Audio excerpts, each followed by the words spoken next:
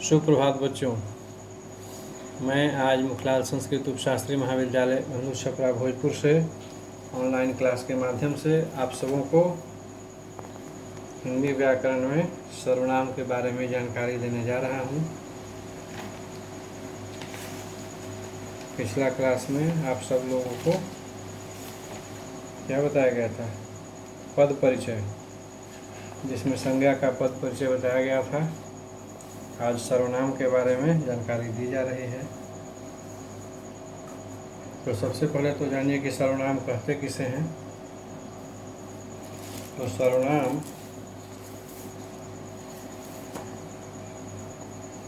संज्ञा के स्थान पर प्रयुक्त होने वाले शब्द को सर्वनाम कहते हैं, या यह भी कह सकते हैं कि सर्वनाम उस विकारी शब्द को कहते हैं जो पूर्वापर संबंध से किसी भी संज्ञा के बदले आता है, जैसे मैं, तुम, वह, यह इत्यादि। सर्वनाम मतलब सब, नाम हुआ संज्ञा, तो सब संज्ञाओं के बदले जो शब्द आते हैं उसे सर्वनाम कहते हैं। संज्ञा की अपेक्षा सर्वनाम की विलक्षणता यह है कि संज्ञा से जहाँ उसी वस्तु का बोध होता है जिसका वह नाम है, जिसका मतलब संज्ञा नाम है, और वहाँ सर्वनाम में पूर्वापर संबंध के अनुसार किसी भी वस्तु का बोध होता है। लड़का कहने से केवल लड़के का बोध होता है, घर सड़क आदि का बोध नहीं होता, किंतु वह कहने से पूर्वापर संबंध के अनुसार ही किसी वस्तु का बोध होता है। राधा ने राधा के मन में सोचा कि राधा कल अवश्य राधा की सहेली के घर राधा की गाड़ी से जाएगी। फिर से सुनिए, राधा ने राधा के मन में सोचा कि राधा कल अवश्य राधा की सहेली के घर राधा की गाड़ी से जाएगी। तो इस वाक्य को पढ़ने से हमें यह वाक्य भद्दा सा जान पड़ता है, लेकिन यदि इसमें निहित दोष को दूर करके लिखा जाए तो वाक्य कैसा होगा? तो वाक्य हुआ कि राधा ने अपने मन में सोचा कि वह कल अवश्य अपनी सहेली के घर अपनी गाड़ी से जाएगी। तो इस प्रकार हम देखते हैं कि संज्ञा शब्दों के स्थान पर क्रमशः अपने, वह तथा अपनी शब्दों का प्रयोग हुआ। इस प्रयोग से वाक्य के अर्थ में कहीं कोई परिवर्तन नहीं आया और वाक्य का जो भद्दापन था वह भी दूर हो गया। तो इस आधार पर सर्वनाम की परिभाषा हम लोग यही देंगे कि संज्ञा के स्थान पर प्रयुक्त होने वाले शब्द जो हैं वह सर्वनाम कहलाते हैं। तो निष्कर्षतः यह हम लोग कह सकते हैं कि भाषा में सुंदरता, संक्षिप्तता, सुविधा तथा सरलता लाने के लिए सर्वनाम का प्रयोग आवश्यक है। सर्वनाम सभी संज्ञाओं के नाम है। सर्वनाम सभी संज्ञाओं के नाम है। ये किसी भी संज्ञा के स्थान पर प्रयुक्त किए जा सकते हैं, इसलिए हर भाषा में इनकी संख्या थोड़ी ही होती है।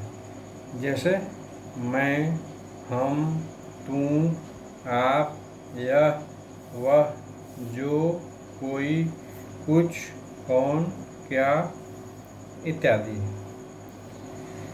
सर्वनाम का प्रयोग संज्ञा के स्थान पर होता है, इसलिए संज्ञा के समान ही कारक के कारण इनमें विकार या परिवर्तन होता है। जैसे हमने, हमको, हमसे, मैंने, मुझको, मुझसे इत्यादि।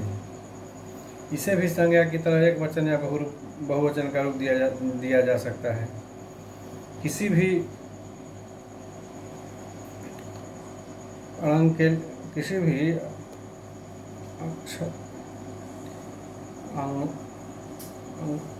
के लिए प्रयोग करते समय, किसी भी अंगलक के लिए प्रयोग करते समय इसके रूप में कोई परिवर्तन नहीं होता, लेकिन इसके संबंध रूप जो विशेषण के अर्थ में प्रयुक्त होते हैं अपना रूप विशेषण के आधार पर परिवर्तित कर लेते हैं। जैसे उदाहरण है कि तुम्हारी पुस्तक, मेरा घर, मेरी कक्षा, तुम्हारा परिवार इत्यादि। संज्ञा के समान इनके साथ संबोधन का प्रयोग नहीं कर सकते हैं। अब देखिए कि सर्वनाम के कई भेद हैं।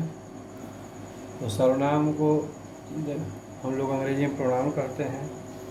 और अब इसके भेद जानिए कि सर्वनाम के भेद, काइंड्स ऑफ प्रोनाउन।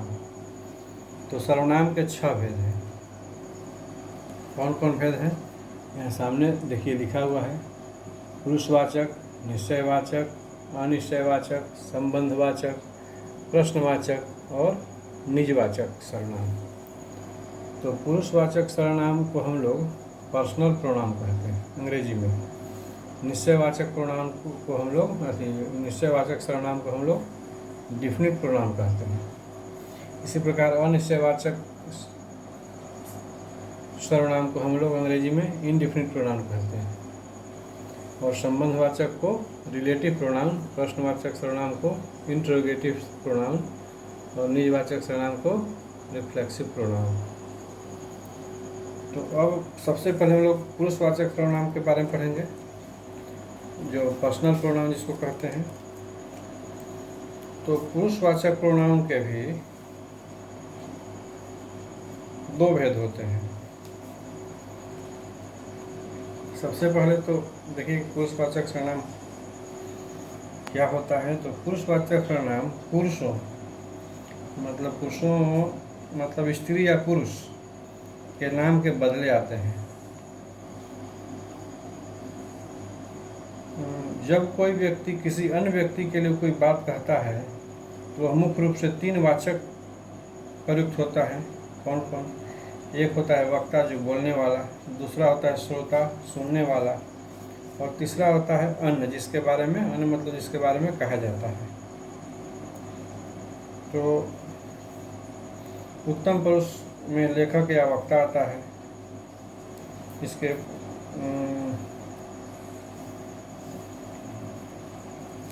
इसी आधार पर जो सर्वनाम कहने वाले, सुनने वाले या जिसके बारे में कहा जाए उनका बोध कराते हैं, उन्हें पुरुषवाचक सर्वनाम कहते हैं।